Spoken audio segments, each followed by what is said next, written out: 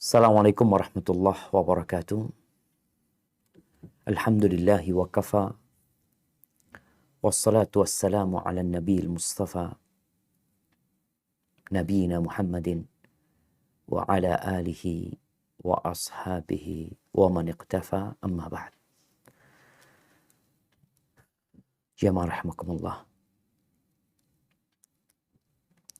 Sebuah karunia yang agung dari Allah Azza wa Jalla buat kita tatkala kita dilahirkan dari keluarga yang muslim.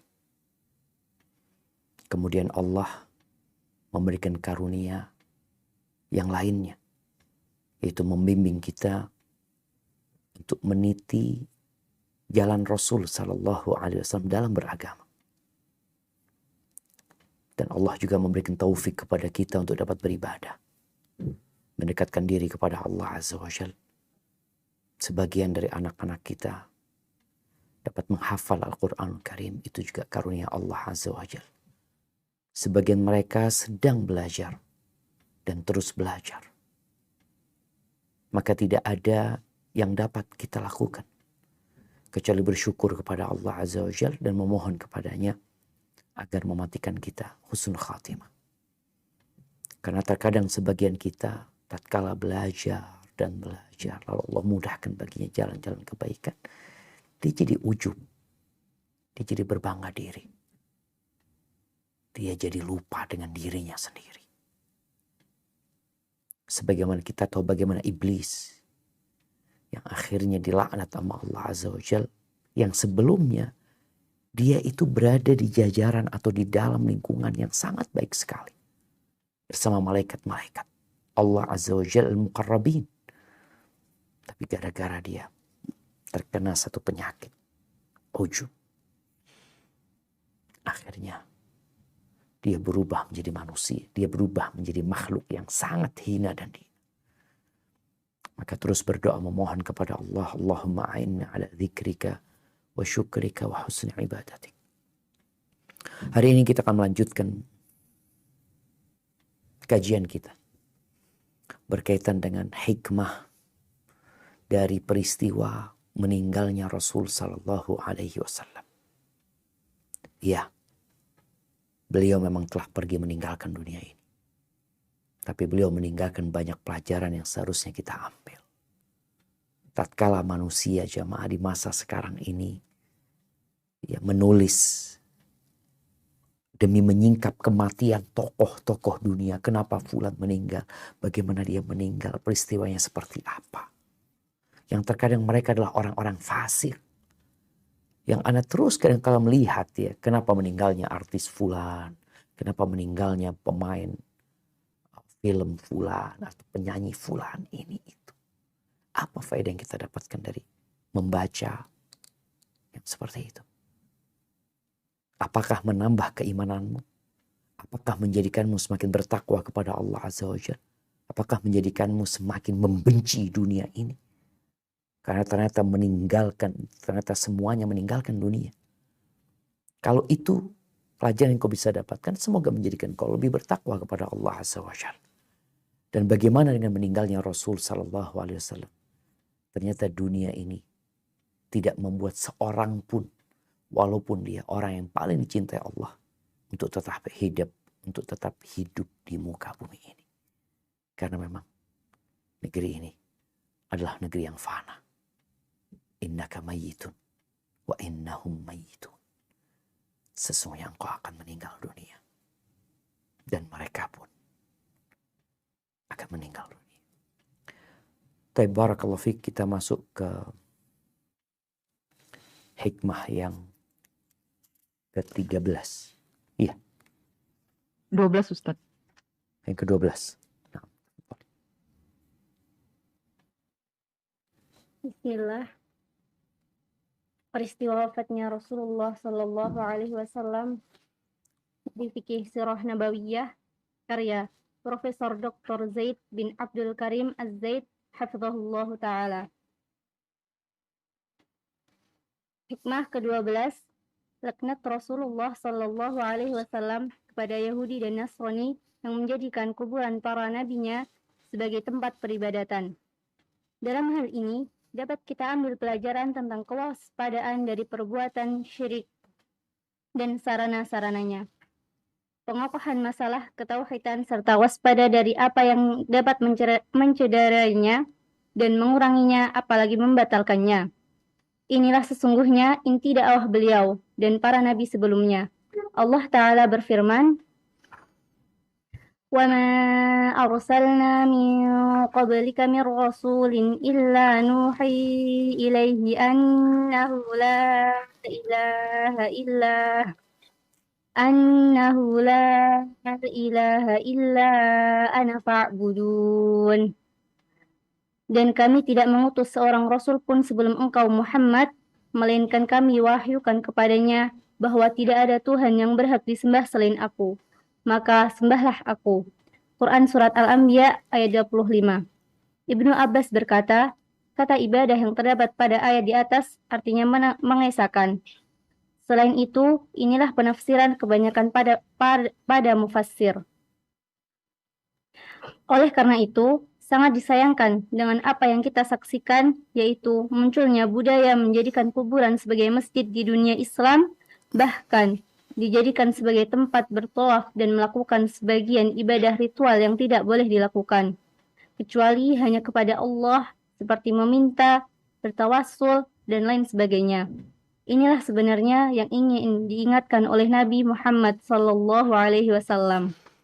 Barakallahu fiik. Naam ahibati fillah.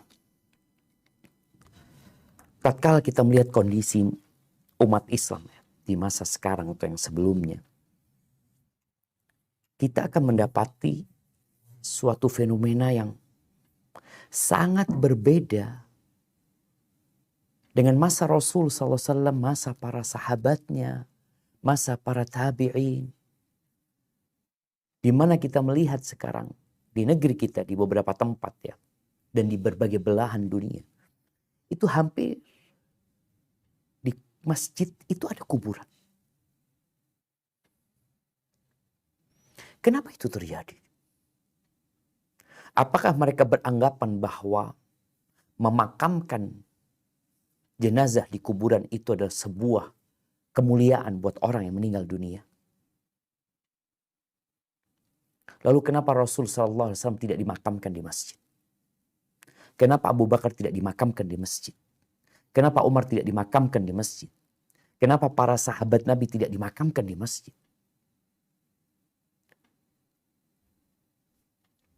Rasul SAW sebelum meninggal dunia, beliau memberikan wasiat kepada para sahabatnya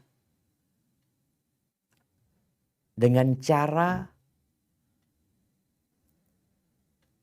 memberikan pencerahan kepada mereka bahwa Allah melaknat orang-orang Yahudi dan Nasrani yang menjadikan kuburan-kuburan para nabi mereka, orang soleh di antara mereka, itu tempat ibadah.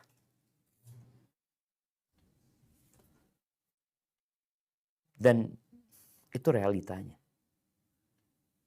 Kalau kita melihat ya, di mana dikuburkan raja-raja, ratu-ratu, kardinal-kardinal, paus umpamanya. Coba cari tahu di mana mereka dikuburkan. Di gereja, di kastil, di dir ya. Di sana mereka dikuburkan. Sedangkan Nabi kita Muhammad SAW dikuburkan di rumahnya. Abu Bakar dikuburkan di rumah Nabi SAW. Umar dikuburkan di rumah Nabi SAW, bukan di masjid. Baca sejarah. Sehingga umat Islam ini ya kembali bagaimana Rasulullah SAW mengajarkan kita beragama. Kuburan itu untuk mengingat kematian. Kuburan itu tempatnya orang-orang yang meninggal dunia yang terputus dari amalan dunia. Di situ dikumpulkan mereka. Walaupun dia orang yang paling soleh. Orang yang paling dicintai Allah Azza wa Jalla. Tetap mereka pergi meninggalkan dunia ini. Dan tugas kita, tatkala kita berziarah, adalah mendoakan mereka dan bukan berdoa meminta kepada mereka. Dan para nabi seperti itu sejatinya, semuanya. Hanya saja pengikut-pengikut mereka yang kemudian melakukan tindakan-tindakan yang tidak sesuai dengan ajaran para nabi itu sendiri. Di sini disebutkan ungkapan Ibnu Abbas ya, radhiyallahu taala anhuma, ma warada fil Qur'an minal ibadah fa ma'nahu tauhid. Beliau menyebutkan di sini bahwa kata ibadah yang terdapat di dalam Al-Qur'anul Karim maknanya adalah tauhid. Mengesahkan Allah Azza wa Jalla. Karena sejatinya sholat itu tidak dinamakan sholat kecuali dengan bersuci. Sebagaimana ibadah tidak dikatakan ibadah kecuali dengan tauhid. Karena orang-orang musyrikin beribadah. Penduduk Mekah ketika Nabi SAW diutus, mereka beribadah kepada Allah Azza wa Jalla. Mereka tawaf, mereka berhaji. Tapi mereka tidak mentauhidkan Allah Azza wa Jalla. Sehingga amalan mereka tidak berguna. Jadi, ya ini tugas kita bersama untuk memberikan pencerahan kepada umat manusia. Yang namanya kuburan itu ya sudah di kuburan. Kalau mungkin ada masyarakat kita yang dikuburkan di rumahnya, ada yang seperti itu. Di halaman rumahnya, halaman belakang, halaman depan, kadang-kala seperti itu. Tapi lebih baik dikuburkan di pekuburan umat Islam. Tapi masjid bukan tempat untuk kuburan. Nabi SAW ingat tidak dikuburkan di masjid. Di mana beliau dikuburkan? Di rumahnya. Sallallahu alaihi wasallam. Baik, dilanjutkan. 13. Laknat Rasulullah Sallallahu Alaihi Wasallam kepada Yahudi dan Nasrani pada akhir kehidupannya adalah sebagai peringatan bagi setiap muslim tentang musuh-musuh mereka sepanjang masa. Mereka adalah musuh setiap orang yang beragama Islam. Allah Ta'ala berfirman, ما يود الذين كفروا من أهل الكتاب ولا المشركين أن ينزل عليكم من خير من ربكم والله يختص برحمته من يشاء والله ذو الفضل العظيم. Orang-orang kafir dari ahli kitab dan orang-orang musyrik tiada menginginkan diturunkannya sesuatu kebaikan kepadamu dari Tuhanmu. Dan Allah menentukan siapa yang dikehendakinya untuk diberi rahmatnya kenabian. Dan Allah mempunyai karunia yang besar. Quran Surat Al-Baqarah ayat 105 dan firman-Nya, وَدَّ كَثِيرٌ مِّنْ أَهْلِ الْكِتَابِ لَوْ يَرُدُّونَكُمْ مِنْ بَعْدِ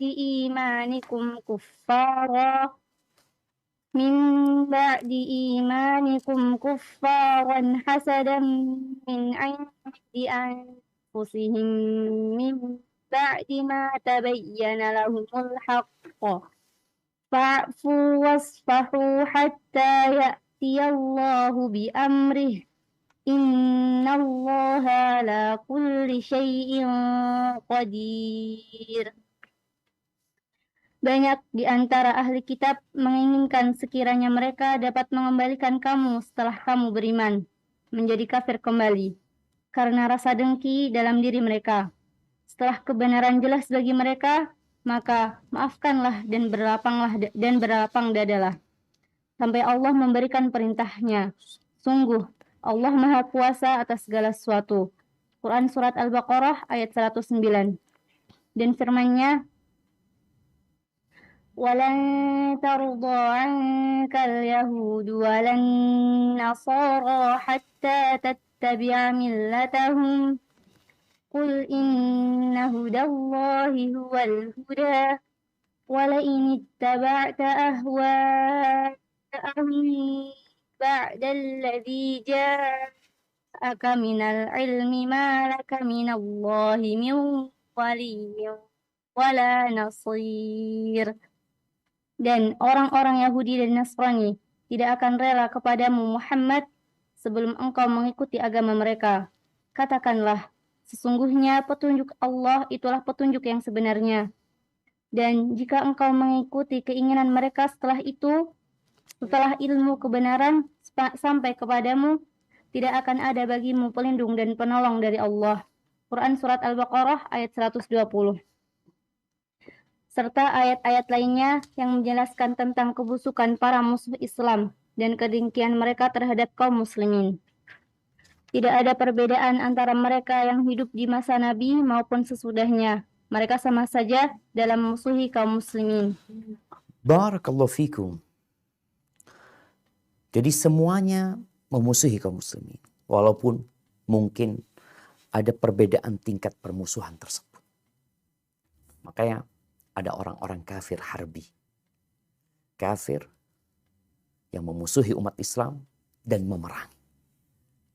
Mereka menggunakan berbagai macam cara dalam upaya menghabisi umat Islam. Ketika Nabi SAW menjelaskan hal ini kepada para sahabatnya, dan Allah mengungkap isi hati mereka. Jadi ketahuilah, manusia itu nggak tahu dengan isi hati orang lain, kecuali dari hal-hal yang nampak dari dia, dari ucapan, dari sikap dan perbuatan, dari tulisan-tulisan. Kita jadi tahu, oh fulan nggak suka sama kita. Dari mana kau tahu? Tulisan dia. Seperti itu. Dan Allah Azza wa Jal sejak 1400 tahun yang lalu itu sudah mengungkap isi hati mereka. Dikatakan ma yawaddu. Kalau kita lihat ya di ayat yang di surat Al-Baqarah, Allah sebutkan ma yawaddul ladzina kafaru min ahli kitab walal musyrikin. Orang-orang kafir dari ahli kitab dan orang-orang musyrik tiada menginginkan. Ini bicara amalan hati. Tidak mau mereka. Yang kedua di ayat Al-Baqarah 109 Allah mengatakan wadda kathirum min ahli kitab. Banyak di antara Alkitab menginginkan. Ini amalan hati. Mereka menginginkan apa? Mereka ingin membuat umat Islam murtad. Masa Ustaz? Banyak. Ada sebagian mungkin yang tidak. Ya dia mungkin gak suka sama umat Islam, tapi dia tidak menginginkan umat Islam murtad. Tapi Allah sebutkan kathir.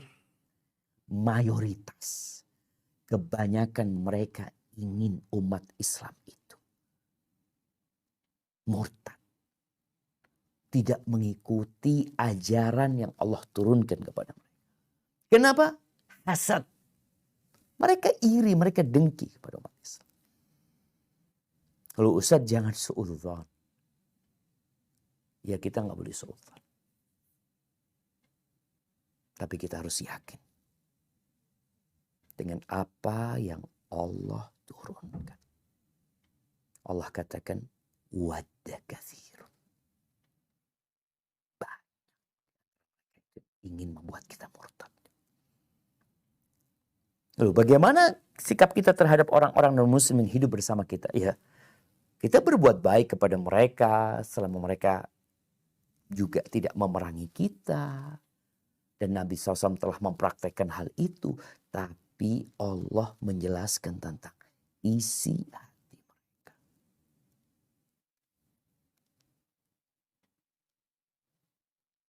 Kita toleransi. Kita hidup saling menghormatin, saling menghargai. Nah, tapi kita harus tahu.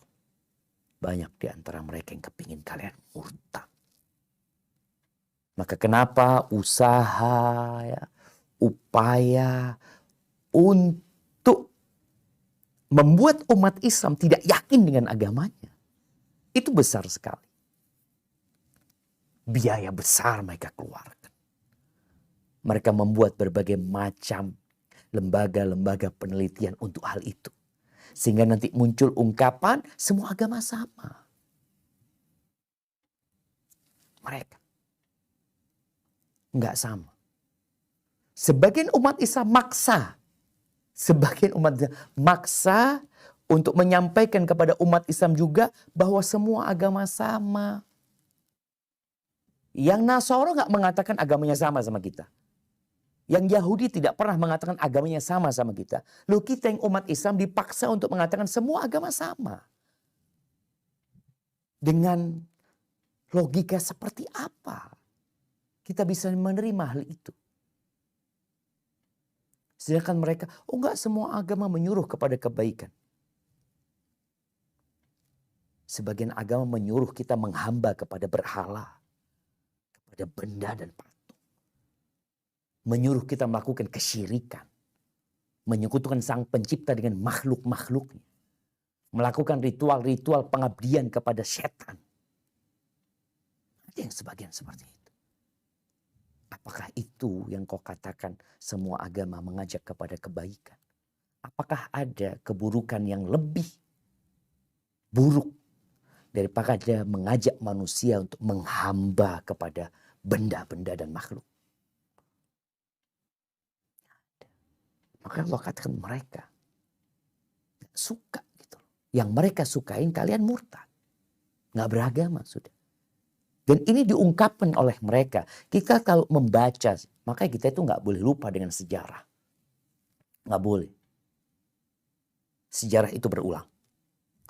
Makanya kenapa di negeri kita ya ada upaya untuk mengingatkan orang dengan perjuangan yang terjadi di negeri kita. Peristiwa-peristiwa itu diingatkan kembali agar kita berhati-hati. Peristiwa itu mungkin saja berulang. Dan di Al-Baqarah kita lihat ya, ini 3 ayat ini semuanya di Al-Baqarah yang berdekatan. Dan Al-Baqarah ini turunnya di kota Madinah. Tatkala Nabi SAW hidup berdampingan dengan non-Muslim, berdampingan dengan orang-orang Yahudi, hidup satu payung, satu masyarakat, mereka punya kontrak perjanjian yang harus dipenuhi bersama orang-orang Yahudi.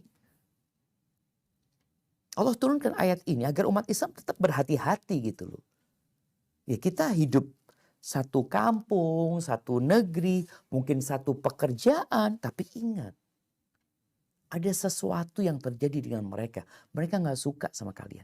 Ya, gimana mereka akan suka engkau mengatakan Tuhan satu, dia mengatakan Tuhan 3. Seperti itu. Bagaimana dia akan suka kepadamu? Sedangkan kita umat Islam beranggapan, meyakini bahwasanya kitab-kitab yang Allah turunkan itu sudah dihapus. Dan sudah mengalami penyimpangan-penyimpangan. Itu keyakinan kita. Dan dia meyakini bahwa Nabi kita Muhammad SAW tidak benar. Nggak ada Nabi setelah Nabi Isa. Itu pendapat mereka.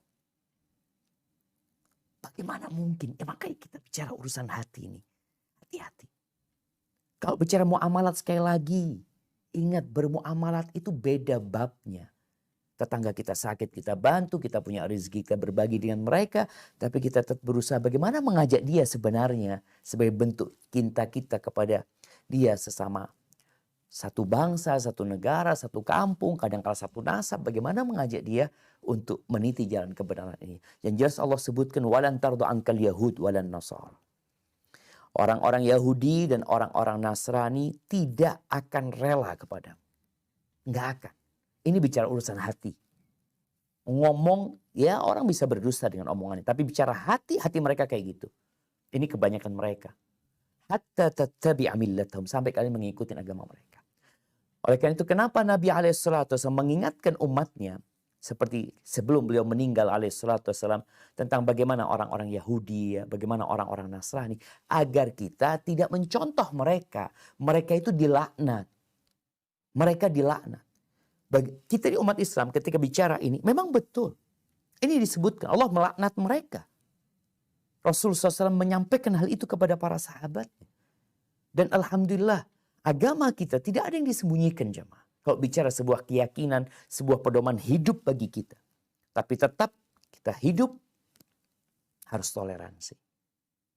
Sebagai keyakinan ya yang jelas lakum dinukum waliyadin. Bagimu agamamu, bagiku agamaku.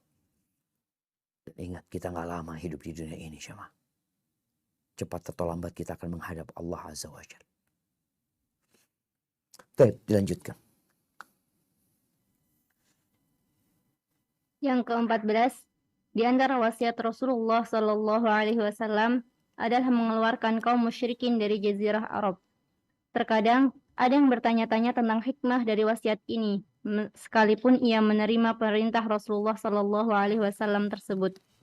Tetapi bukan berarti tidak boleh kita berupaya untuk mengetahui hikmahnya. Barangkali di antara hikmahnya adalah Rasulullah Sallallahu Alaihi Wasallam menginginkan untuk menjaga jazirah ini sebagai benteng Islam dengan menjauhkan segala yang dapat mengakibatkan hancurnya benteng tersebut. seperti disebabkan banyaknya orang-orang kafir dan dominasi mereka. Karena orang-orang kafir apabila mendominasi suatu tempat, mereka akan membuat kehancuran.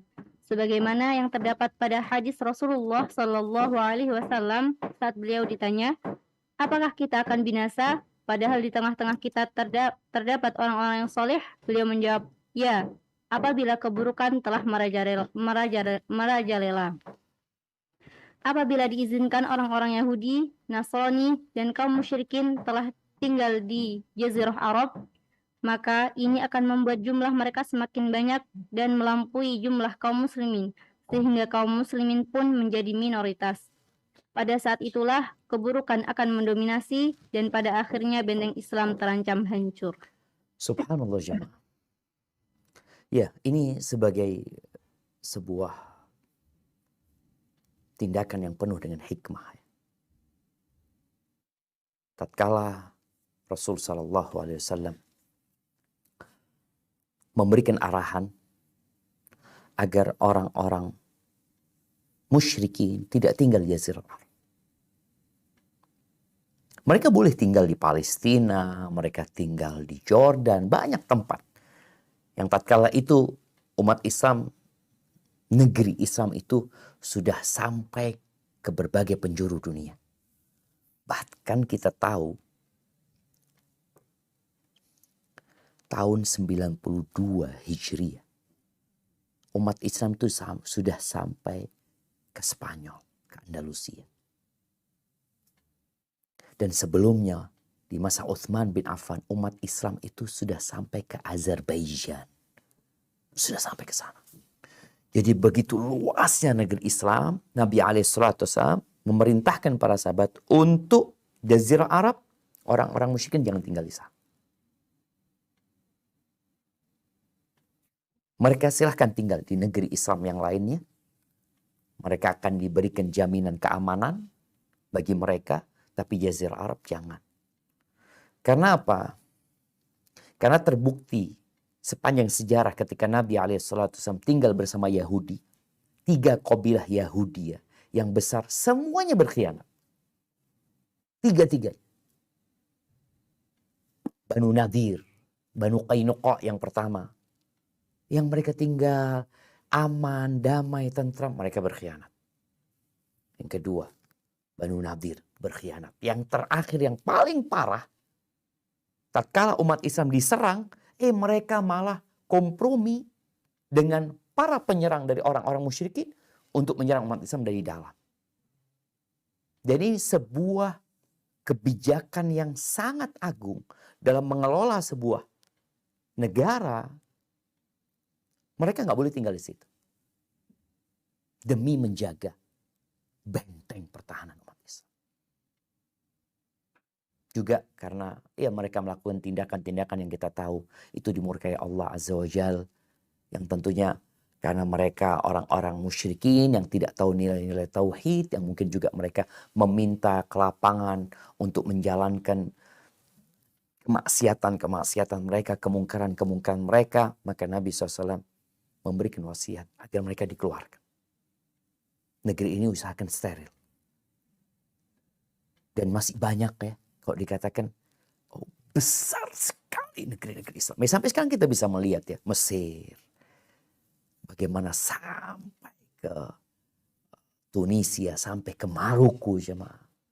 Seperti itu. Afghanistan, Pakistan, Irak, Iran, terus negeri yang begitu luasnya. Tapi untuk Jazirah Arab Nabi memerintahkan keluarkan mereka. Ini dalam rangka menjaga stabilitas negara. Dari sisi ibadah, jangan sampai juga azab Allah turun Karena kalau orang-orang seperti itu ada di tengah-tengah mereka, ditakutkan dengan mereka semakin banyak jumlahnya, kemungkaran semakin luas, azab Allah akan turun nantinya. Itu mungkin di antara hikmahnya. Dan itu bukan berarti menghilangkan hak mereka untuk tinggal. Mereka tetap punya hak untuk tinggal di negeri-negeri Islam yang lainnya. Tapi untuk Jazirah Arab, Nabi SAW memberikan wasiat agar mereka dikeluarkan.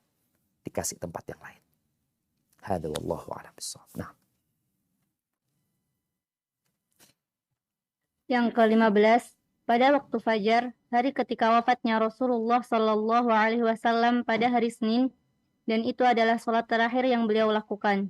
Beliau mengangkat kain penutup kamarnya untuk melihat para sahabat yang tengah melaksanakan sholat berjamaah dengan barisan rapi yang diimami oleh Abu Bakar radhiyallahu anhu.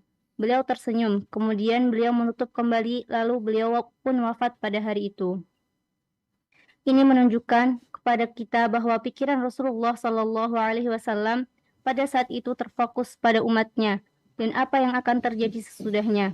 Beliau melihat pemandangan yang membahagiakan dan menenteramkan hatinya. Hal ini terlihat dari senyumannya ketika beliau melihat barisan jamaah yang rapi. Allah telah menetapkan bahwa akhir pemandangan Rasulullah Shallallahu Alaihi Wasallam terhadap umatnya adalah pemandangan sholat berjamaah di masjid. Wahai saudaraku yang muslim, bahwa saat Rasulullah Shallallahu Alaihi Wasallam meninggalkan dunia, beliau tersenyum karena pemandangan tersebut. Oleh karena itu, janganlah kamu melupakan pemandangan yang sangat agung itu. Apa pemandangan yang sangat agung itu, jam? Untuk berada di tengah-tengah shaf yang sedang melaksanakan sholat berjamaah. Ini khususnya bagi kaum laki-laki. Bagaimana Nabi SAW tersenyum ya. Karena sholat ini kalau terjaga, yang lainnya akan terjaga. Seorang yang disiplin sholat subuh di masjid. Dan dia menjaga hal itu. Dan kita tahu dua sholat yang paling berat buat orang munafikin adalah sholat berjamaah pada saat sholat isya dan sholat subuh. Maka bagaimana kita membuat Nabi berbangga dengan umatnya yang beliau juga ingin memiliki umat yang banyak. Ya. Maka jaga sholat berjamaah di masjid. Karena sampai saat ini kita masih menjumpai banyak orang yang mengatakan, ya Ustadz, apa hukumnya sholat berjamaah di masjid? Udahlah, kalau bicara hukum, mungkin engkau akan terjebak dalam perselisihan pendapat para ulama. Engkau tinggalkan semua perselisihan itu. Engkau ikut dalam shaf barisan umat Islam yang membuat Nabi SAW bangga. Cukup. Ketika kau mampu melakukan itu. Para sahabat Nabi radhiyallahu ta'ala, bagaimana semangat mereka untuk datang ke masjid. Padahal di masa itu gak ada lampu, jemaah. Gak ada listrik. Gelap gulita. Kalau sekarang Masya Allah kita bisa berangkat dengan motor kita yang jalan jadi terang. Atau kita bisa pergi ke masjid dengan membawa handphone, kita gunakan penerangannya. Dan ketika engkau sholat subuh di masjid itu, ini menunjukkan engkau benar-benar meninggalkan kenyamananmu. Lebih enak sholat di rumah. Gak capek, gak lelah. Juga bisa santai. Sedangkan di masjid kita tahu kalau kita telat kita akan ketinggalan. Kita akan berusaha berangkat ke masjid sebelum waktunya. Dan bagaimana kita bersama hamba-hamba Allah yang lainnya menghadap kepada Allah. Maka tolong, sebagaimana Syekh katakan, kita harus renungkan hal itu. Beradalah engkau di tengah-tengah barisan yang membuat Nabi SAW sebelum meninggal dunia, beliau tersenyum bergembira. Karena itu yang diharapkan beliau. Umat Islam tetap menjaga sholat yang 5 waktu. Barakallahu fiik. Yang ke-16, bencana kematian Rasulullah Shallallahu Alaihi Wasallam yang tengah dihadapi para sahabatnya adalah pelajaran berharga untuk kita bagaimana cara menyikapi suatu musibah. Sikap para sahabat sekalipun musibah yang menimpa mereka begitu besar sehingga mereka tidak sanggup untuk berdiri dan berkata-kata. Tetapi mereka tidak mencakar-cakar wajahnya, merobek-robek pakaiannya, memukul-mukul pipinya, menangis meraung-raung, protes atau marah. Dengan adab Islami, sabar, tabah, dan mengharap pahala dari Allah, mereka menghadapi musibah tersebut. Ini adalah pelajaran yang sangat besar untuk kita dalam menghadapi berbagai musibah yang sudah pasti tidak sebesar musibah yang menimpa kaum muslimin ketika itu. Bahkan sampai hari kiamat sekalipun. Allahu Akbar. Iya. Sampai hari kiamat pun jamaah. Tidak ada musibah yang menimpa kaum muslimin yang lebih memilukan dari tinggal Rasul sallallahu alaihi wasallam.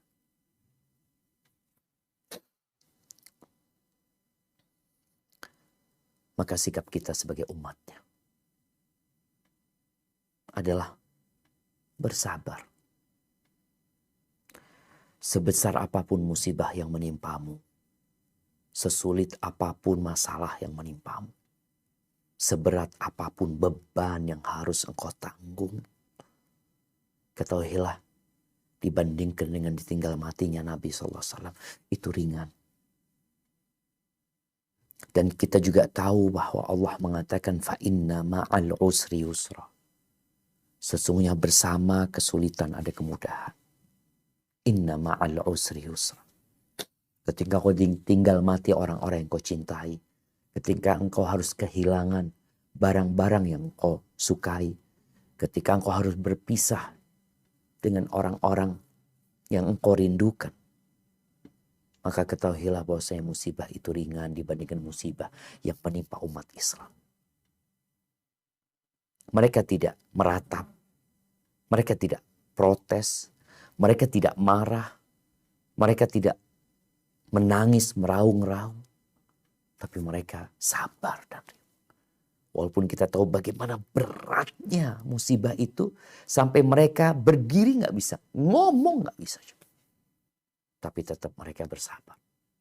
Mereka mengatakan inna lillah wa inna ilaihi raji'un. Dan dunia ini adalah negeri bala.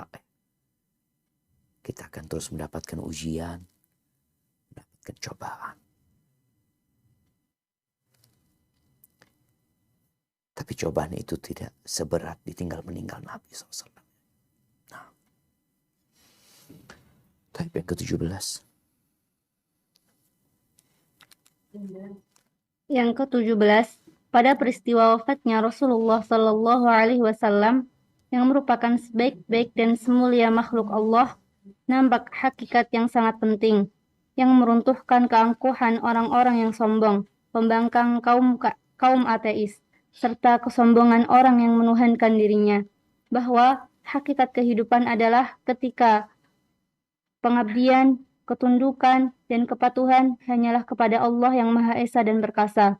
Inilah hakikat kehidupan yang sesungguhnya. Tidak satu pun yang dapat keluar dari hukum dan ketentuannya. Hakikat yang menjadikan nilai akhirat semakin mahal dan nilai dunia semakin murah. Dunia yang tidak lebih hanyalah jembatan dan lintasan menuju akhirat.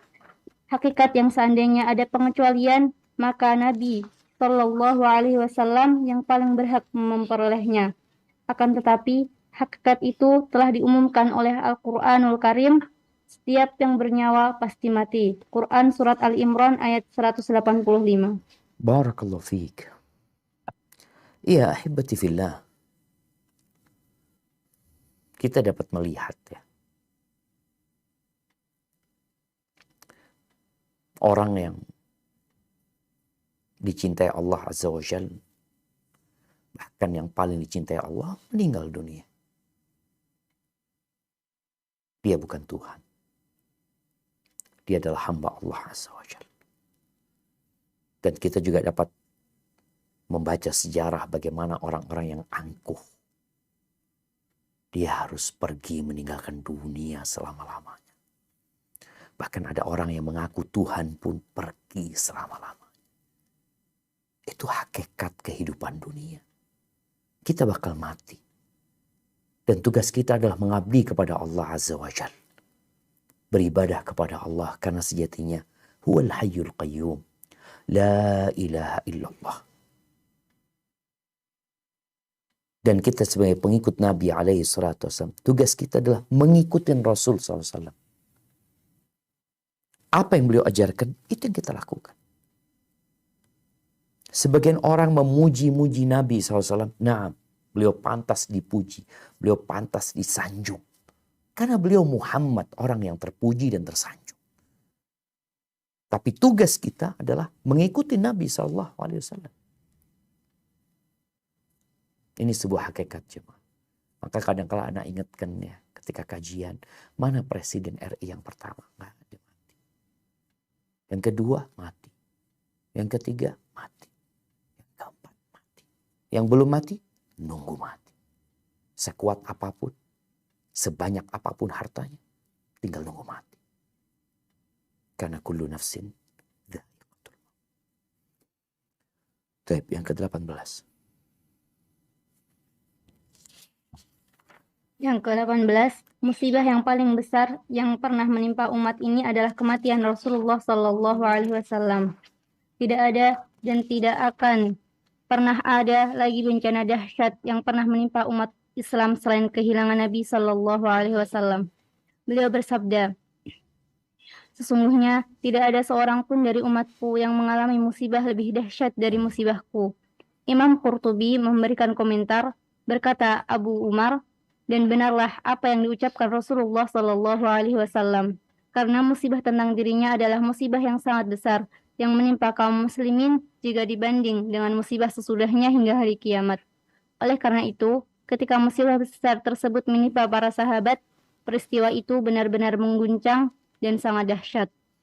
Ibnu Rajab berkata, ketika Rasulullah Sallallahu Alaihi Wasallam wafat, umat Islam mengalami keguncangan yang sangat dahsyat. Di antara mereka ada yang tercengang, ada yang jatuh dan tidak sanggup berdiri.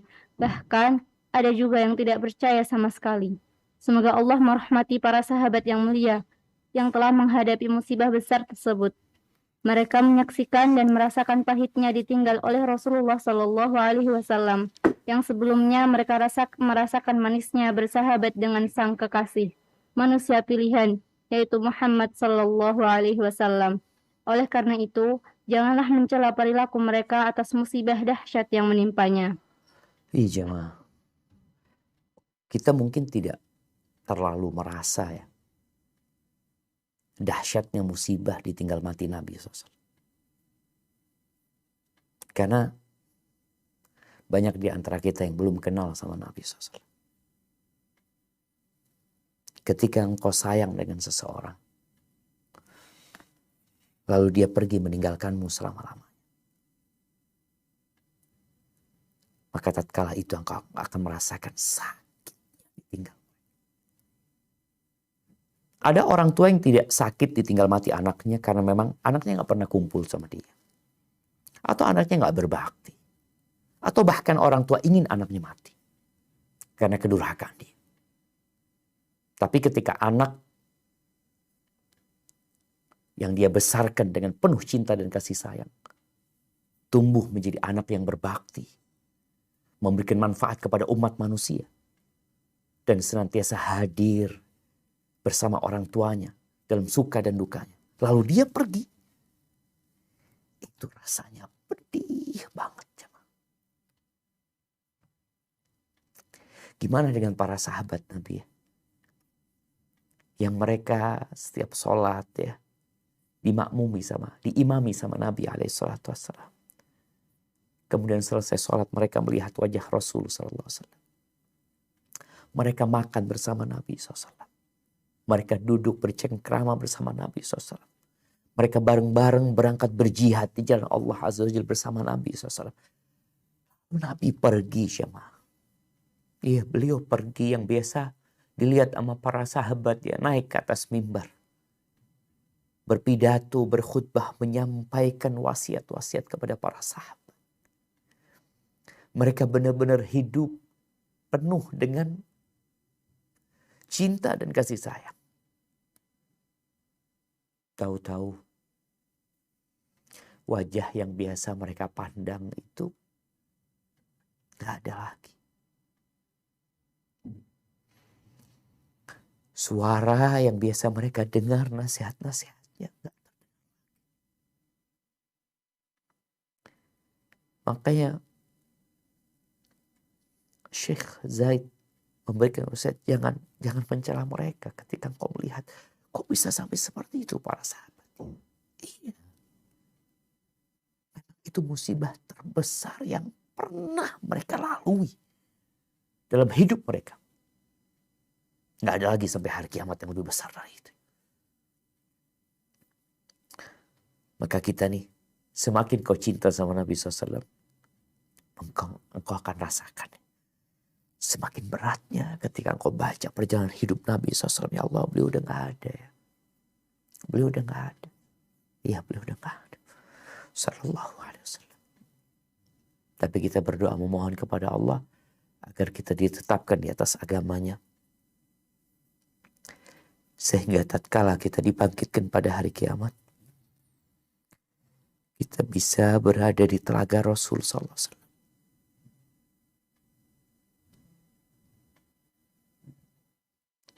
Karena beliau mengatakan,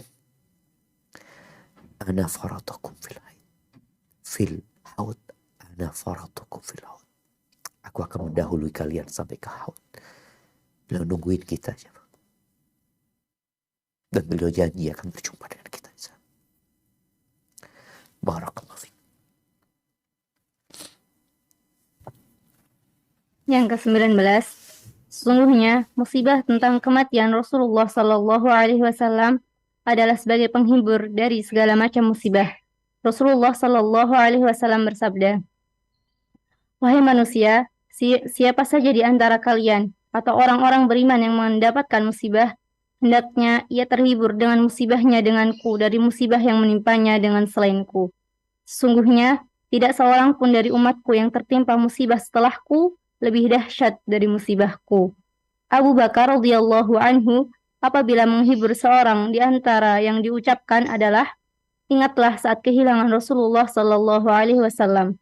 Niscaya musibah yang menimpamu itu kecil dan Allah akan memberikan pahala yang besar." Ibnu Rajab berkata, "Semua musibah akan menjadi ringan jika dibandingkan musibah ini, yakni wafatnya Rasulullah sallallahu alaihi wasallam." Abu Al-Jauza berkata, penduduk Madinah apabila mendapatkan musibah, maka saudaranya akan datang menemuinya dan menyalaminya lalu berkata, "Wahai hamba Allah, bertakwalah kepada Allah. Sesungguhnya pada diri Rasulullah Sallallahu Alaihi Wasallam ada teladan yang baik."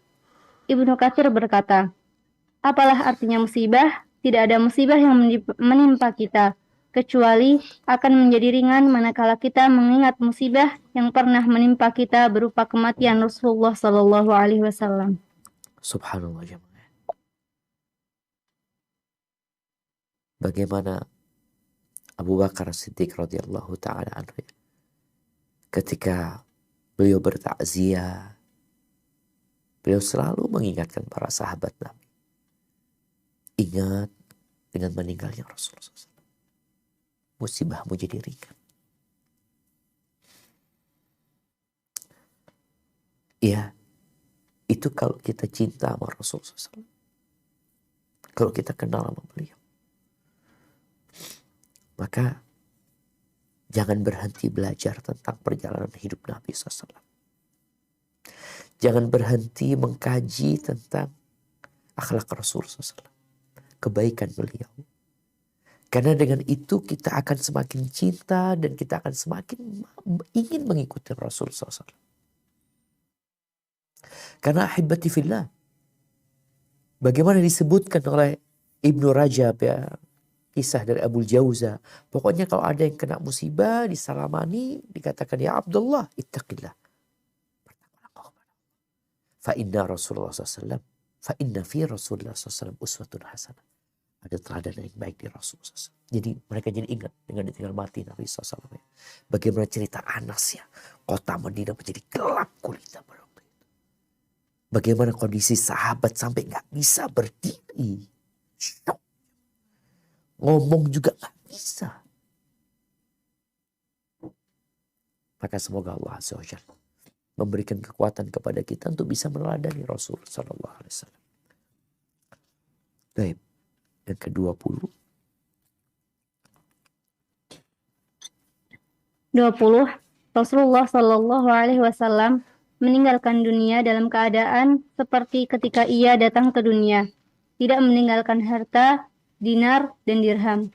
Selain itu, tidak juga meninggalkan anak kecuali Fatimah Az-Zahra yang beliau bisikkan bahwa ia adalah yang pertama dari keluarganya yang akan menyusulnya. Beliau wafat sementara baju perangnya masih tergadaikan pada seorang Yahudi dengan 30 gantang gandum demi memberi makan kepada keluarganya. Hal ini menunjukkan bahwa beliau adalah orang yang paling jauh dari dunia.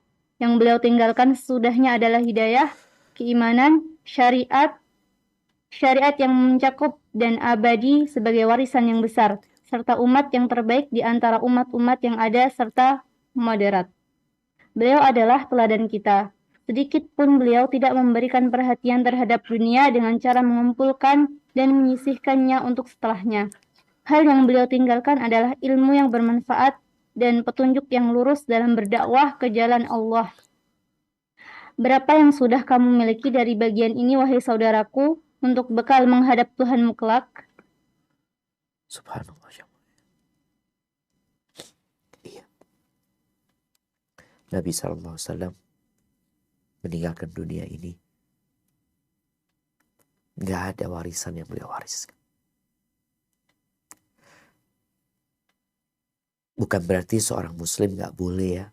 Dia punya harta untuk ahli warisnya. Boleh. Bahkan Nabi SAW pernah memberikan nasihat kepada Sa'ad bin Abi Waqqas dengan ucapannya, innaka antadhara warathataka aghniya khairun min antadharahum alatan yatakaffafuna an-nas. Atau kama qala Rasul SAW. Engkau meninggalkan ahli warismu dalam kondisi punya harta yang cukup. Itu lebih baik daripada engkau meninggalkan mereka dalam kondisi miskin ya. Artinya mereka harus jadi beban buat orang. Mereka meminta-minta kepada orang. Namun Nabi SAW ingin menjelaskan kepada kita bahwa harta itu sejatinya sesuatu yang remeh. Nabi SAW tidak meninggalkan harta. Beliau punya harta tapi itu jadi sedekah. Bahkan ketika beliau meninggal dunia, baju besinya itu digadaikan untuk makan. Ya. Bukan untuk gaya hidup ya. Sebagian kita harus berhutang ya. Untuk gaya hidupnya, untuk menyenangkan dirinya. Nabi SAW untuk kebutuhan hidup. Maka hal ini yang harus kita ambil pelajaran darinya. Kau berhutang untuk kebutuhan hidup silahkan. Asalkan kau punya kemampuan untuk membayar. Tapi untuk gaya hidup hilang. Kita perlu bersabar di sini. Jangan sampai engkau hidup terbelenggu dengan hutang-hutangmu gara-gara kemauan dan ambisi. Ingin lebih besar, ingin lebih ini, lebih ini. Dan beliau adalah suri toladan yang baik. Tapi sekali lagi, bukan berarti engkau gak boleh punya harta yang ditinggalkan untuk ahli waris. Tapi jangan menjadi penimbun harta, penumpuk harta, yang engkau lupa manfaat harta itu untuk dirimu sebenarnya. Nabi SAW meninggalkan ilmu, mengajarkan petunjuk buat mereka. Engkau apa yang engkau ajarkan? Ketika engkau bukan orang yang mengajarkan ilmu, maka engkau tinggalkan harta yang untuk disedekahkan. Itu termasuk yang akan nyambung ketika engkau meninggal dunia, sedekah jari. Dan bagi seorang yang alim pun, yang berilmu pun, dia juga ambil pelajaran. Jangan sibuk menimbun harta, lupa bersedekah. Barakallahu fiik. Nah. Yang ke-21, sebelum meninggalnya Rasulullah Shallallahu Alaihi Wasallam, beliau telah mengatakan, kami tidak diwariskan, apa yang kami tinggalkan adalah sedekah. Beliau tidak meninggalkan harta untuk ahli warisnya.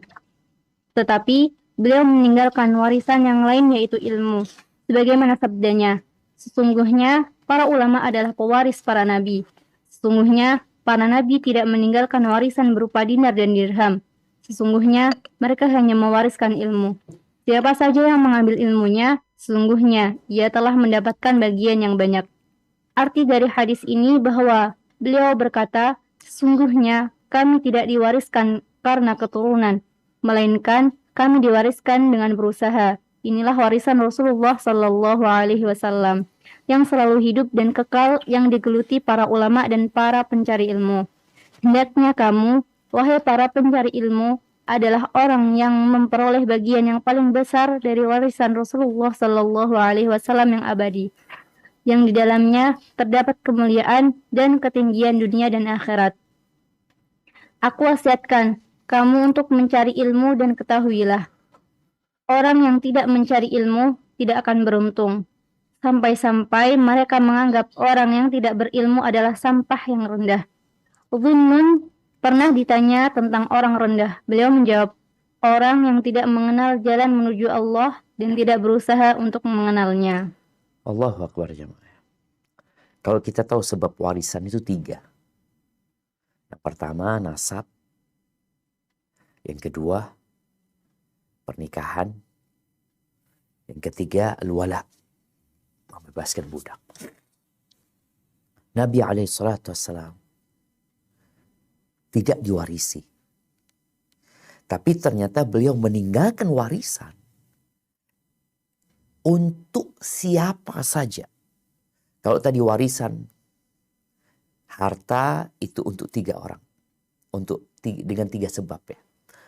Adapun yang ditinggalkan Nabi SAW adalah pusaka warisan yang dapat diperoleh oleh semua orang tanpa terkecuali. Nggak harus anaknya Nabi. Nggak harus keluarga Nabi. Nggak harus istrinya Nabi. Tapi siapa saja dapat mendapatkan. Apa warisan beliau? Ilmu agama. Sekali ilmu agama. Yang dengan ilmu ini kita jadi tahu jalan menuju kepada Allah Azza wa Jalla. Dan yang dapat warisan ini akhadha bihadzin wafir. Dia dapat keberuntungan yang besar sekali. Kita merasa beruntung ketika dapat warisan harta yang berlimpah ruah. Kita merasa beruntung ketika mendapatkan pekerjaan dengan gaji yang besar. Sebagian kita nggak bangga ketika bisa hadir di majelis ilmu, kemudian dia pulang membawa warisan Rasul SAW. Dianggap biasa-biasa aja. Padahal itulah keberuntungan sebenarnya. Maka ya terserah. Kau mau nggak ikut ambil warisan Nabi SAW? Maka di sebuah riwayat Abu Hurairah radhiyallahu taala anhu, beliau pernah menjadi gubernur Madinah ya. Ketika beliau datang ke pasar di kota Madinah, beliau mengatakan, ya ayuhan nas, ya ahlas suq, wahai penduduk pasar, kata dia. Ma'ajazakum. Kali ini betapa lemahnya kan. Ada apa kata dia? Tuh di masjid ya, sedang dibagikan warisan Rasul SAW. Kalian sibuk di pasar ini. Itu orang pasar, rebutan berangkat ke masjid. Abu Hurairah nunggu pasar. Nggak berapa lama, balik lagi tuh pedagang-pedagang yang mungkin kuli apa semua balik tuh dari masjid. Balik dengan wajah yang penuh kekecewaan ya. Mereka mengatakan, kenapa kalian balik? Kata Abu Hurairah, kenapa kalian balik? Ya Abu Hurairah, gak ada yang dibagi-bagi di masjid. Gak ada yang dibagi. Orang selalu berpikir dibagi warisan itu fulus. Emas. Kata Abu Hurairah radhiyallahu ta'ala anhu, apa yang kalian dapatkan di masjid? Ya, ada orang-orang yang sedang sholat, ada yang ngaji, ada yang belajar fikih, ada ini, macam-macam lah orang di masjid. Kata Abu Hurairah, itu warisan Rasul SAW. Itu. Nabi alaihissalatu mengatakan, innal anbiya lam yuwarithu dinaran wala dirhaman. Para nabi itu tidak mewariskan emas dan perak. Apa yang diwariskan? Wa innama warathul ilm. Ilmu yang diwariskan. Maka kita bersyukur kepada Allah tatkala kita berada di soft atau di kereta orang-orang yang sedang menuntut ilmu. Karena kita sedang berusaha mencari pusaka Nabi Muhammad sallallahu alaihi wasallam.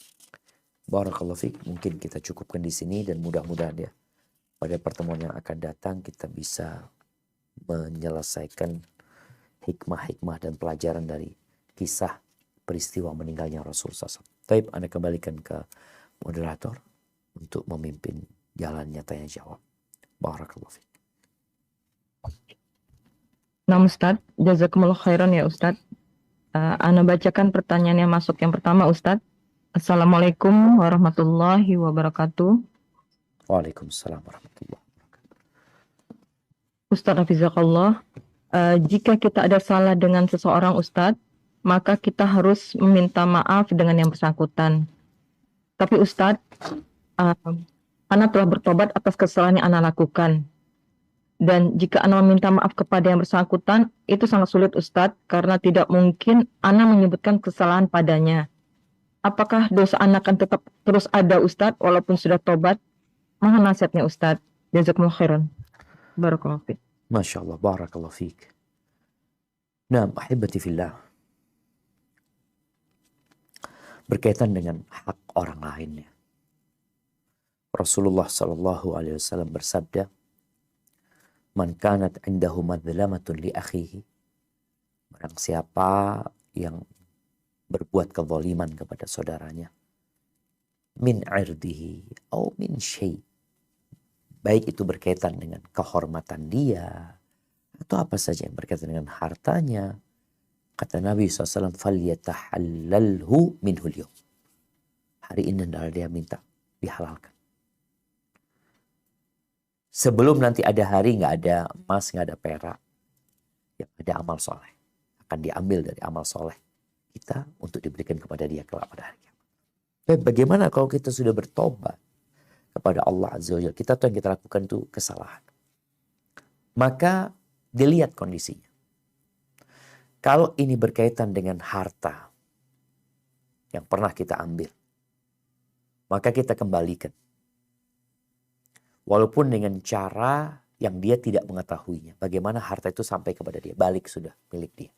Hak dia kembali kepada dia.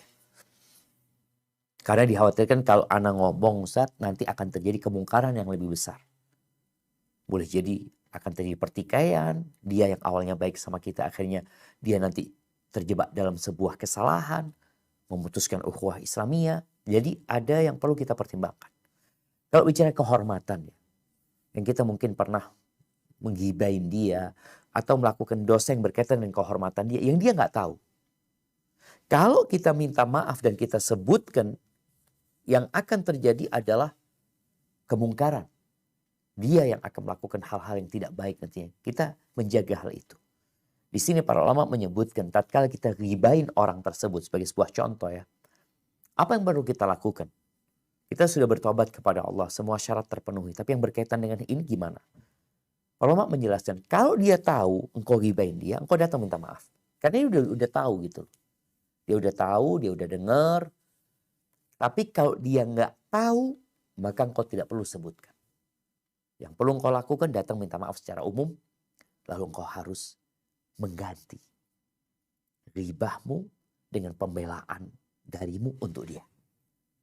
Dan terus engkau mendoakan dia. Mudah-mudahan dengan cara itu, ya kesalahanmu itu terhapuskan ya. Sepadan dengan apa yang sudah engkau lakukan kepada dia dari kebaikan-kebaikan tersebut. Hadza wallahu a'lam bissawab. Nah Ustadz, jazakumullah khairan ya Ustadz. Pertanyaan berikutnya, Assalamualaikum warahmatullahi wabarakatuh. Waalaikumsalam warahmatullahi wabarakatuh. Nah. Ustadz mohon nasihatnya. Sebelum sholat Isya, anak ketiduran dan kebangun jam 4 pagi. Apakah boleh mengerjakan sholat Isya yang belum anak kerjakan tadi? Jazakumullah khairan ya Ustadz. Barakallahu fiik. Masya Allah. Barakallahu fiikum ya. Disinilah jamaah. Kenapa Nabi SAW itu membenci tidur sebelum Isya. Dan beliau gak suka juga dengan ngobrol setelah Isya. Karena orang kalau tidur sebelum Isya, dia khawatirkan dia bangun ketika waktu Isya sudah hilang. Kalau dia ngobrol setelah Isya, ditakutkan dia terlalu malam sehingga subuhnya yang bermasalah nanti. Terus bagaimana kondisi orang yang tidur? Yang pertama adalah dia bertobat kepada Allah Azza wa Jalla, beristighfar ya. Karena Nabi SAW sudah memberikan arahan, tapi kita ya kadangkala meremehkan arahan tersebut. Atau kita karena kecapean, beda lagi ya. Apa yang harus dilakukan? Orang itu wajib mengganti sholatnya, wajib. Jadi sholat Isya kapan ya? Ketika dia bangun, ketika dia ingat. Karena Nabi SAW mengatakan, man nasiya sholatan fal yusalliha idza dzakaraha. Barang siapa yang lupa dengan sholat, maka hendaklah dia sholat ketika dia ingat. Atau barang siapa yang ketiduran, manama an sholatin, barang siapa yang ketiduran, dia lupa atau ketiduran, maka hendaklah dia sholat ketika dia ingat. Gak ada kafarat kecuali itu. Tapi sekali lagi, karena memang dia tidur di waktu yang seharusnya dia gak tidur ya. Maka hendaklah dia beristighfar memohon ampun kepada Allah dan dia menggantikan sholat isya'nya ya di jam 4 itu. Kalau memang sudah masuk waktu subuh, ya udah dia sholat sebelum sholat subuh umpamanya, dia sholat dulu, qadha, sholat isya yang dia tinggalkan. Kalau itu sebelum waktu masuk subuh ya, maka dia sholat sebelum waktu subuh itu untuk sholat isya yang telah dia tinggalkan. Hadza wallahu a'lam bissawab. Nah, Jazakumullah khairan ya Ustadz. Pertanyaan berikutnya. Assalamualaikum warahmatullahi wabarakatuh. waalaikumsalam warahmatullahi wabarakatuh. Ustadz, perang apa yang dipimpin oleh Usama bin Zaid saat menjelang wafatnya beliau Ustadz? Jazakumullah khairan Ustadz. Masya Allah. Iya. Nabi SAW mempersiapkan pasukan perang ya. Sebelum meninggalnya SAW di bawah pimpinan Usama untuk ke Romawi, untuk ke Rum. Kita tahu ada perang Mu'tah.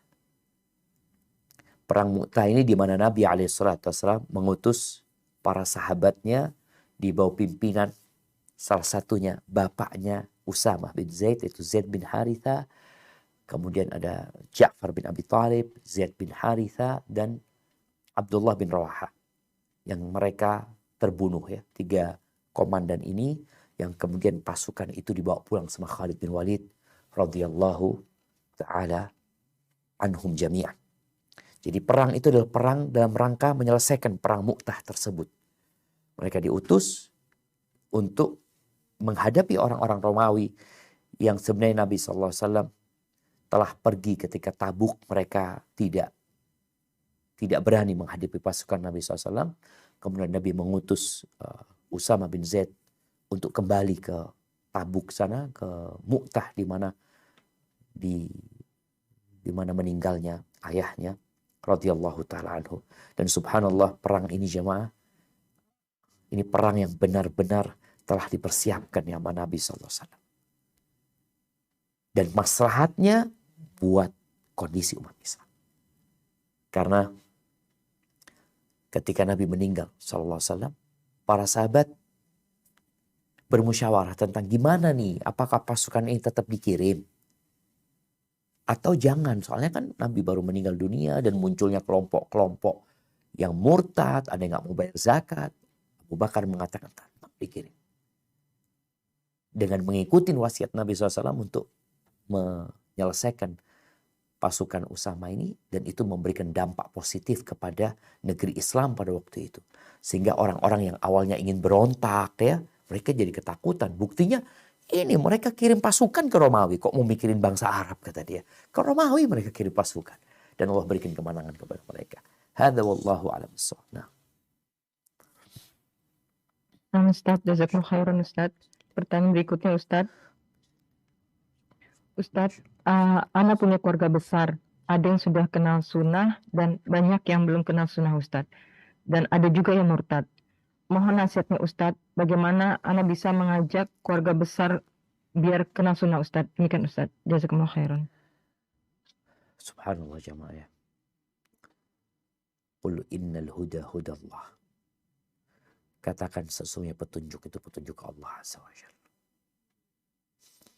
Seorang muslim harus memiliki semangat berbagi hidayah. Mengajak orang lain kepada Allah Azza wa Jalla. Kita lihat bagaimana Nabi SAW menanamkan hal itu di diri para sahabatnya. Sehingga beliau mengatakan alaihi salatu wassalam, balighu anni walau ayat. Sampaikan dari aku walaupun satu ayat. Dan beliau mencontohkan bagaimana doa-doa beliau buat orang-orang yang memerangi umat Islam sendiri. Seperti penduduk Taif. Didoakan dapat hidayah. Maka tugasmu yang pertama adalah memperbanyak doa. Memohon kepada Allah Azza wa Jalla. Yang kedua, bagaimana engkau membuat sebuah kajian umpamanya dalam rumah. Keluarga besar tadi. Dalam rangka menjalin silaturahim ya. Engkau bisa undang mereka untuk makan malam ya. Di tempat orang tua atau gimana. Jangan terlalu sering. Tapi sesekali, sebulan sekali ya. Panggil ustadz, paling tidak mengajarkan tentang makna, syarat dan rukun 2 kalimat syahadat ya. Kemudian bagaimana membuka peluang untuk tahfidz atau tahsin ya buat mereka. Bikin sesuatu yang menarik buat mereka dengan harapannya ya mereka dapat hidayah di sana. Selain juga butuh pendekatan kok dengan mereka. Ngobrol sama mereka tentang indahnya Islam, tentang indahnya sunnah ini ya. Dan menanamkan di diri mereka bahwa beragama itu ya harus berilmu. Karena nggak bisa kita ikut-ikutan saja. Orang kalau ikut-ikutan itu agamanya cepat goyah. Dan itu yang kita lihat orang-orang yang murtad sebenarnya. Boleh jadi karena memang iman itu belum bercampur dengan jantungnya. Atau boleh jadi karena godaan-godaan dunia. Hadza wallahu a'lam. Pertanyaan berikutnya Ustadz. Assalamualaikum warahmatullahi wabarakatuh. Waalaikumsalam warahmatullahi wabarakatuh. Nah, Ustadz, apakah termasuk azab yang sedang menimpanya? Karena selama masa dia masih muda rajin membaca buku-buku syar'i. Setelah berjalannya waktu dan sudah menikah, dia merasa sedih karena sudah tidak sebanyak dulu waktu yang dia habiskan untuk menuntut ilmu, Ustadz. Demikian Ustadz, jazakumullah khairan. Mohon nasihatnya Ustadz. Masya Allah, barakallahu fiik. Ya, ahibati fillah. Ketahuilah bahwa seorang muslim itu dalam semua kondisi hendaklah dia meniatkan mengabdi kepada Allah Azza wa Jalla. Tatkala kita melihat kondisi para sahabat, kondisi mereka berbeda-beda. Allah Azza wa Jalla berfirman, "Falaula nafara min kulli firqatin minhum ta'ifatun liyatafaqahu fid din wa liyundhiru qaumahum idza raja'u ilaihim la'allahum yahdharun." Ketika para sahabat semua sibuk berjihad di jalan Allah Azza wa Jalla, maka Allah memberikan arahan. Enggak semuanya berangkat ke medan perang. Sebagian harus berangkat ke medan ilmu. Belajar mereka dalam rangka mendapatkan ilmu, mengamalkannya, dan ketika pulang ke kampungnya mereka memberikan peringatan. Dan kondisi para sahabat Nabi kita melihat ada yang mereka lebih dominan di ilmu agamanya. Masya Allah. Yang kedua, ada yang dominan di medan perang. Ada yang menjadi donatur, yang kaya raya. Tapi mereka semua tetap menuntut ilmu. Namun dengan durasi mungkin yang berbeda-beda. Maka tatkala engkau sekarang menjadi seorang suami, menjadi kepala keluarga, tetap engkau niatkan untuk mengabdi kepada Allah Azza wa Jalla. Ilmu yang sudah engkau dapatkan sekarang waktunya untuk mempraktekkan hal itu. Mungkin engkau di tempat kerjamu ya. Ya secara waktu tentunya berbeda jamaah. Ya ana rasakanlah. Dan ana dapat melihat ya kondisi seorang di pesantren yang terus belajar, di Jamiah Islamiyah terus belajar, waktunya cuma belajar. Ketika dia pulang, dia menjadi kepala keluarga. Dia punya kesibukan.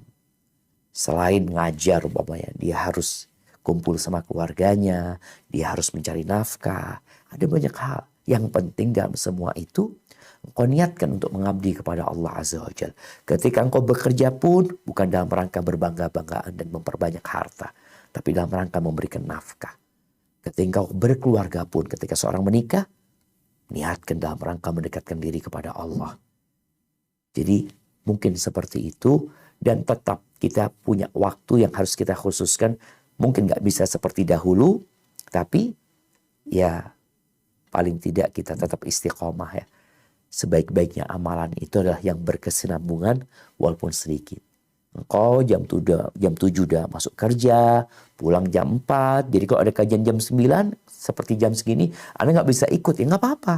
Karena memang kau sedang bekerja. Tapi nanti mungkin ba'dal maghrib. Oh ya Ustaz, ba'dal maghrib mungkin ana harus pulang ke rumah sama keluarga. Oke, kau cari waktu yang lain. Yang jelas, usahakan punya waktu untuk tetap menuntut ilmu. Untuk hadir di majelis ilmu. Untuk mencari apa? Mencari warisan dan pusaka Rasulullah Sallallahu Alaihi Wasallam. Barakallahu fiik. Jazakumullah khairan Ustadz. Pertanyaan dari teman-teman berikutnya Ustadz. Assalamualaikum warahmatullahi wabarakatuh. Waalaikumsalam warahmatullahi wabarakatuh. Ustadz, bolehkah memakai serum penumbuh rambut alis? Bolehkah jika rambut di bleaching dahulu sebelum diwarnai? Demikian Ustadz. Jazakumullah khairan Ustadz. Dari mak-mak Ustadz. Nah, subhanallah jemaah ya. Mak-mak ini punya banyak kekhawatiran. Dia takut tua. Ya. Dia takut keriput. Dia ingin selalu tampil mempesona. Di depan kawan-kawan. Bukan di depan suaminya. Tapi ada mungkin di depan suaminya. Tapi kebanyakan mak-mak ini bersolek untuk sahib-sahibnya. Ya mungkin yang sudah ngaji ya. Dia kepingin kelihatan, mempesona, indah. Sehingga kalau kita lihat kebanyakan perhiasan, skincare itu emak-emak ya. Baik, berkaitan dengan tadi yang ditanyakan.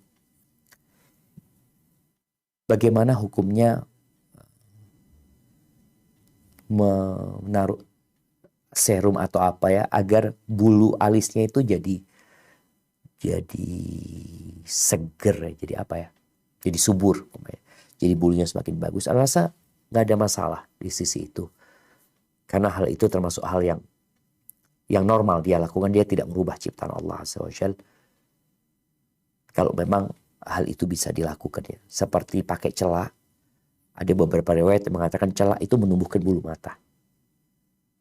Jadi seperti lebih kepada pupuk ya mungkin ya. Kalau buat tanaman itu pupuk. Seperti itu. Artinya dia kepingin lebih indah lagi mungkin. Alisnya lebih bagus. Tapi kembali kepada tujuan tadi ya. Tujuannya adalah untuk suaminya ya. Ada yang Anda ketahui. Nanti mungkin bisa tanyakan kepada Ustadz yang lainnya. Adapun kalau bicara apa tadi di Bleaching Ustadz. bleaching itu warnanya diputihkan ya, dia apa? Iya, dimatikan gitu ya. Gimana sih? Gimana? Jadi Disemir ada- kayaknya, kayak disemir bleaching itu kan. ya dimatikan dulu jadi biar warnanya masuk gitu Ustadz. Iya. Iya. Iya, biar warnanya masuk. Nah. Iya, artinya rambutnya diputihkan dulu baru dikasih ini. Iya betul Ustadz, warnanya diputihkan dulu, katanya dimatikan gitu ya Ustadz, ya, terus biar masuk warnanya Ustadz. Nah, Masya Allah, barakallahu fiik. Ya, ahibati fillah. Jadi sebenarnya yang dianjurkan untuk dirubah itu adalah uban. Jadi perempuan ini sebenarnya rambutnya masih bagus, tapi dibikin uban dulu dia, baru dia semir.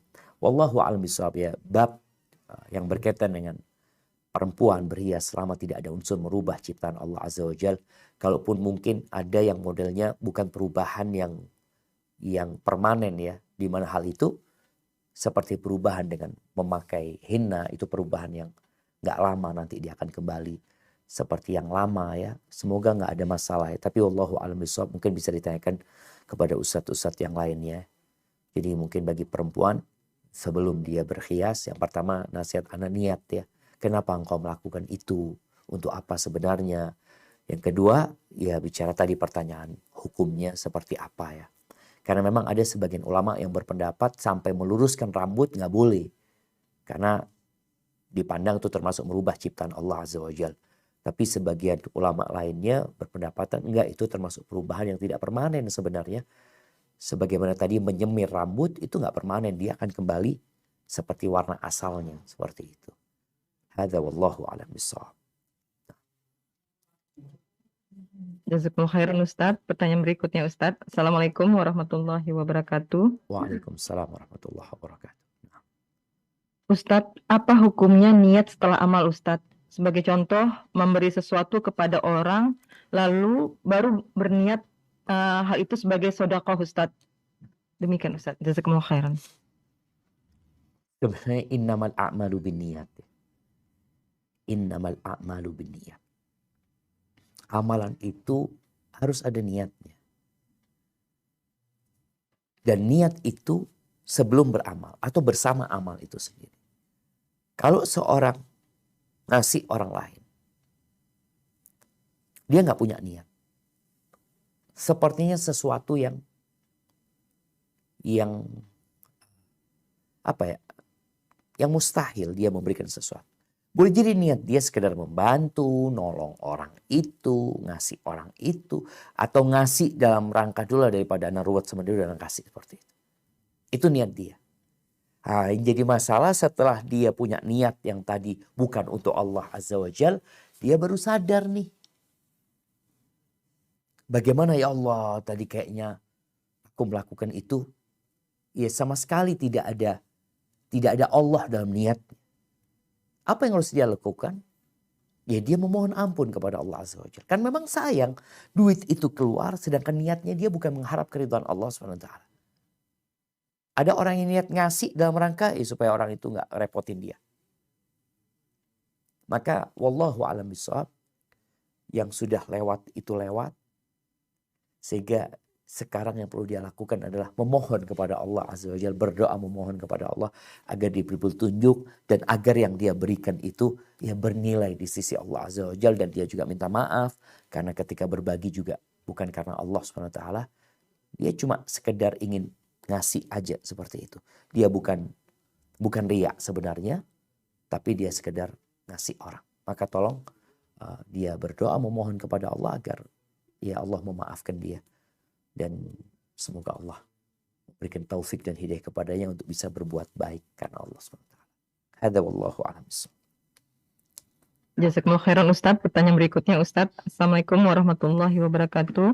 Waalaikumsalam warahmatullahi wabarakatuh. Ustadz, apakah boleh mandi wajib dengan menggunakan air hangat atau panas yang dimasak campur dengan air dingin? Demikian Ustadz. Jazakumullah khairan. Nah, barakallahu fikum. Iya. Selama air itu tidak berubah ya. Artinya nama air itu tetap ada. Baik itu dengan air panas, baik itu air dingin, tetap itu air ya. Tidak dicampur dengan kopi atau dengan hal-hal yang suci. Insya Allah nggak ada masalah. Dan juga jamaah, berkaitan dengan berwudu sama sebenarnya. Karena mandi dan wudu ini sama-sama bersuci. Ketika orang berwudu dengan air panas, boleh nggak? Boleh dia berwudu dengan air panas. Karena nggak berubah, itu tetap air ya.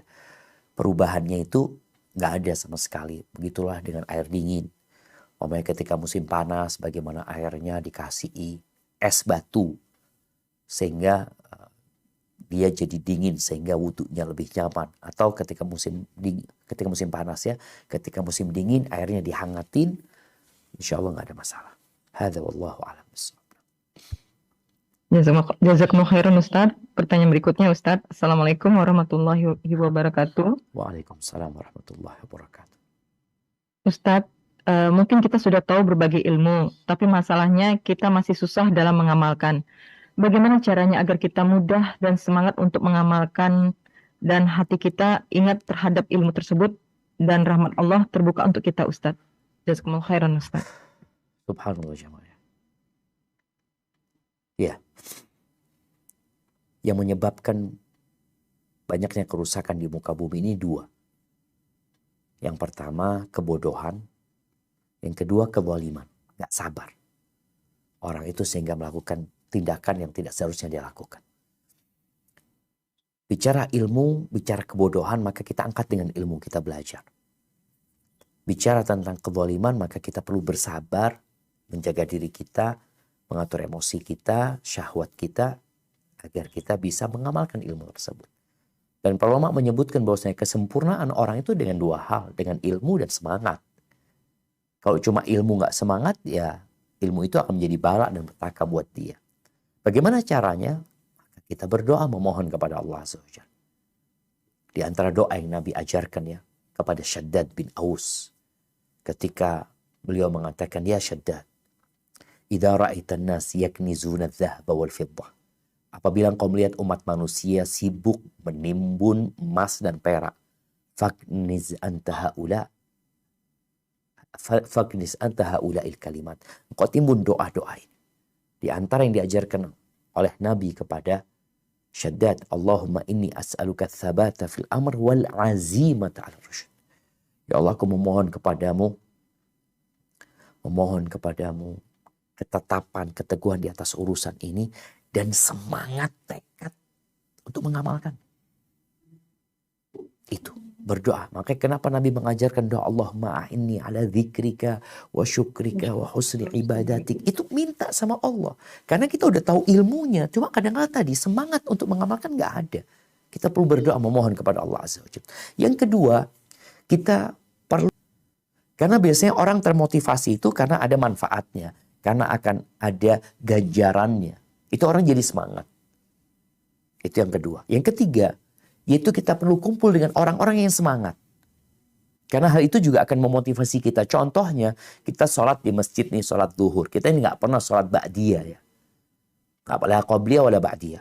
Tapi ketika sholat di masjid sama sohib-sohib, selesai sholat subuh, biasanya kita pulang, sohib-sohib pada sholat ba'diyah semua. Kita ngelihat mereka pada sholat, ya Allah. Sholatlah. Akhirnya dia sholat. Bukan karena riya dia, tapi karena dia termotivasi dengan kondisi dan keadaan. Itu. Yang keempat, kita perlu membaca bagaimana orang-orang yang dari kalangan salafus shalih yang ahli ibadah. Sehingga itu juga akan memotivasi kita. Kita baca, ya Allah, fulan nih sholat sehari. Ada mamanya Sa'id bin Musayyib. Dia selama 40 tahun itu selalu sholat di masjid. 20 tahun gak pernah kelihatan tengkuknya orang. Selalu di soft pertama umpamanya. Jadi hal-hal seperti ini biasanya akan memotivasi kita. Ketika lihat fulan ini Masya Allah sehari tiap Senin Kemis dia puasa. Kita ngomong, ya Allah, nah udah setahun ini kayaknya gak pernah puasa Senin Kemis. Jadi dengan mengetahui kondisi orang itu, insya Allah itu akan memotivasi kita untuk lebih semangat beribadah ya. Allahu a'lam bishawab. Mungkin ke pertanyaan terakhir. Nah. Ustaz, jazakumullah khairan Ustaz. Pertanyaan terakhir. Assalamualaikum warahmatullahi wabarakatuh. Waalaikumsalam warahmatullahi wabarakatuh.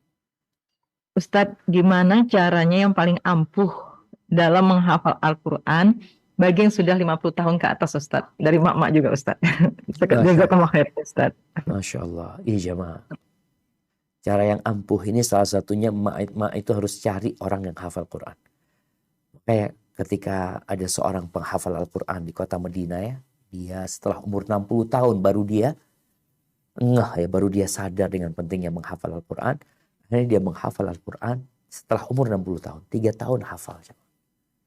Itu juga akan memotivasi kita. Maka buat emak-emak ini, insya Allah sekarang ini sarannya begitu mudahnya. Nggak seperti dulu.